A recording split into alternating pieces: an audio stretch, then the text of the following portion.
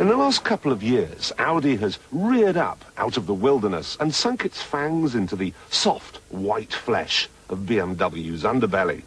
Their A8 beat the 7 Series, the A4 beat the 3 Series, and the new A3 easily beat the 3 Series Compact.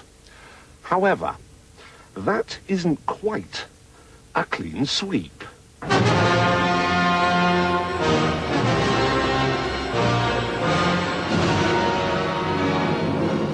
Even though I don't much care for BMWs, I'll tell you this. Their 5 Series is numero uno, the big cheese. It is perfect and therefore cannot be beaten. Nevertheless, Audi is going to give it a try.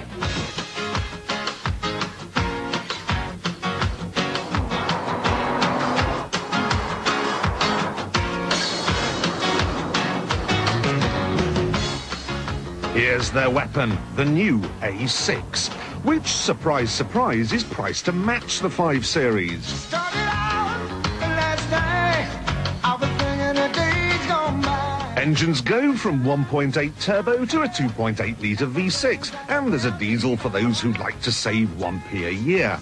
All run-of-the-mill stuff until you get to the styling. This is an extremely good-looking car, and in places, it's even better than that.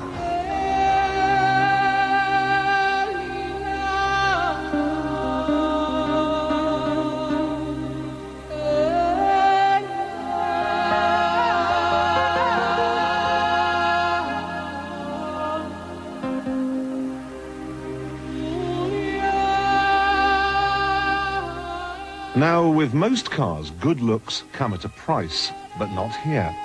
There is style, but there is practicality too. Take a look at the bumpers. They're moulded into the body, but they're real bumpers, not some colour-coordinated piece of tissue paper. And what about the boot?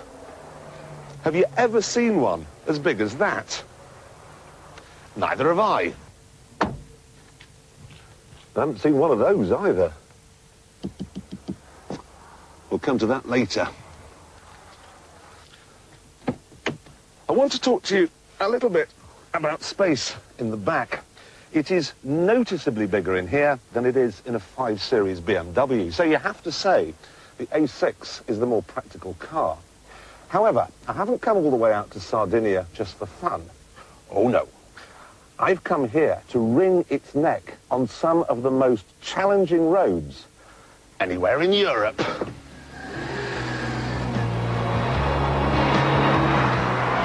The engine in this car is a new 2.4-litre, which has 5 valves for each of its 6 cylinders, 30 in total. It develops 165 horsepower, which is as much as I was expecting. Unless you're prepared to rev the nuts off it, which is a bit adolescent, progress is best described as statesmanlike. So, as it isn't a performance car, you may as well fit automatic transmission, which comes with a sort of Formula One style Tiptronic shift option. That you won't use. You also get the fastest acting traction control I've ever found. But I doubt you'll use that either. Neither the suspension nor the steering ever encourage you to go quickly. This is not a BMW. It's a refined, quiet, safe means of transporting 5 people. Even on bendy roads like these, it's hugely relaxing to drive. It just gets on with the job, allowing you to enjoy the scenery.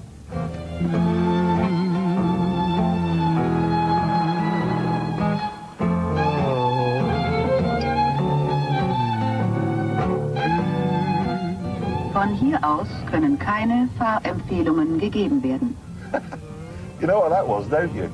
You don't even have to think where you're going because the satellite navigation system tells you. And it backs it up, look, with a little arrow on the dashboard. That's... I don't want to sound like an old person being presented with a fax for the very first time, but that is incredible. Be even more incredible when it learns to speak English, though.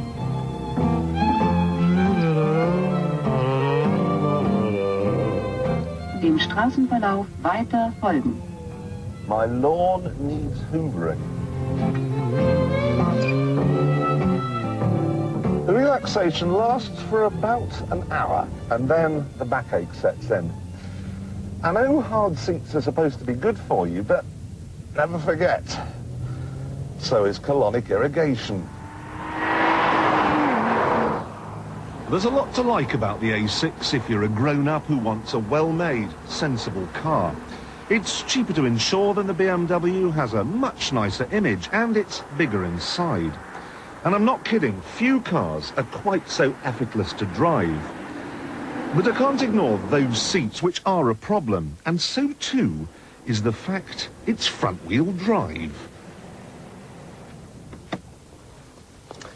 Now, I know that in the real world it doesn't matter two hoots, but to me, front-wheel drive smacks of the Mini. It smacks of cost-cutting. It smacks of cheapness. Real executive cars have rear-wheel drive. Now, at this point, Audi come out of the sun on combat power, arguing vehemently that the A6 is available with four-wheel drive, the Quattro system.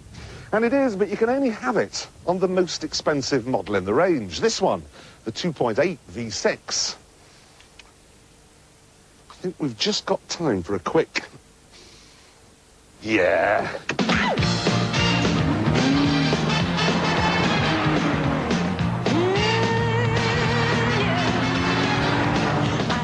I've always had a soft spot for Quattros, and this does nothing to dent my enthusiasm. This £30,000 barnstormer goes 140 miles an hour, does 0 to 60 in 7.5 seconds, and handles like a hare with blue tack on its paws. I'm walking on sunshine. Whoa, I'm walking on sunshine.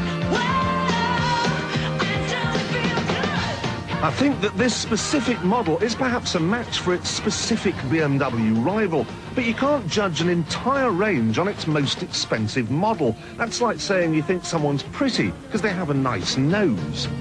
Basically, then, I think the A6 is good, but when you take the microscope out, you can find flaws. The BMW, on the other hand, is perfect. It hasn't been beaten because it can't be beaten.